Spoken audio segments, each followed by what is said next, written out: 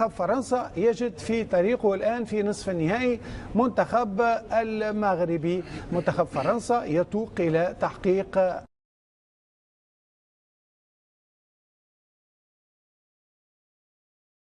إذا أرقام تحطمت وأخرى ما زالت في المشوار، بما أنه 4 مباريات ما زالت تفصلنا على مسك ختام كأس العالم فيفا قطر 2022. مباراتان في نصف النهائي، مباراة ترتيبية ومباراة الختام.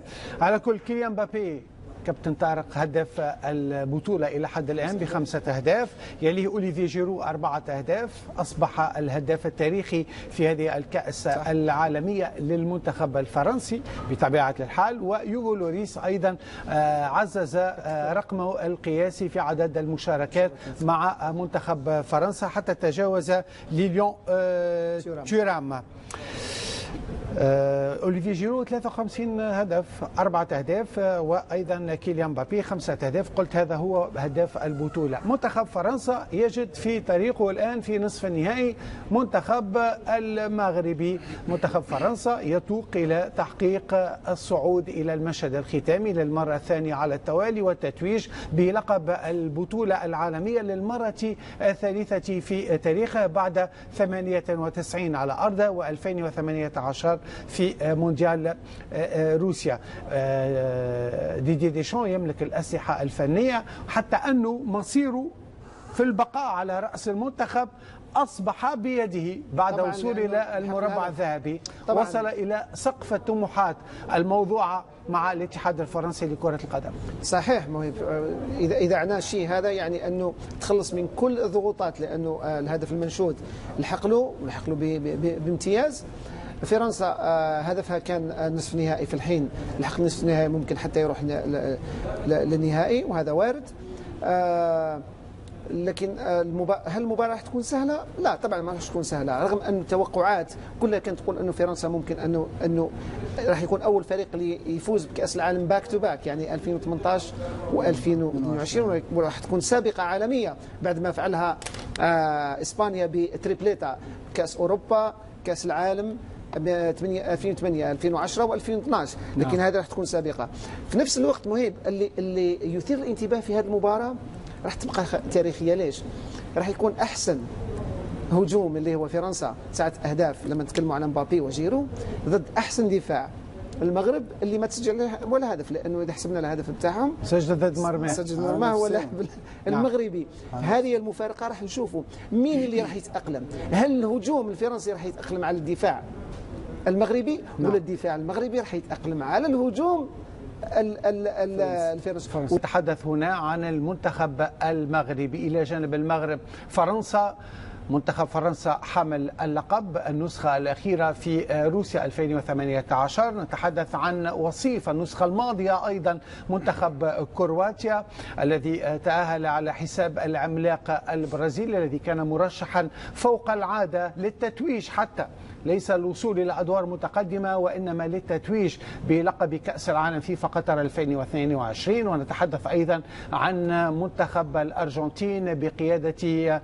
نجمه الأسطوري، نتحدث عن ليونيل ميسي في آخر ظهور، في آخر إطلالة له على مسرح نهائيات كأس العالم.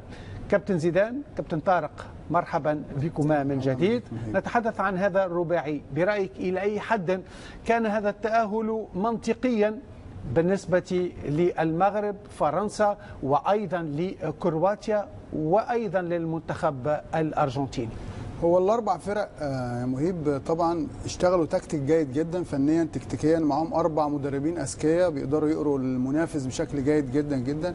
وفي عامل مشترك يا مهيب، وهو ده اهم حاجه في ال4 فرق، وده من اسباب الرئيسيه ان هي صعدتهم، ان ال4 حراس بتوع ال4 فرق دول مميزين جدا جدا جدا، سواء داخل الملعب او في ضربات الترجيح. صحيح. فيمكن هم من الاشياء اللي جعلت ال4 منتخبات دي متواجدين في الصداره، رغم ان في منتخبات اعلى فنيا واعلى قيمه كمان تسويقيه من 3 منتخبات موجوده، ولكن هنا نشوف ان حراس المرمى كان لهم دور كبير.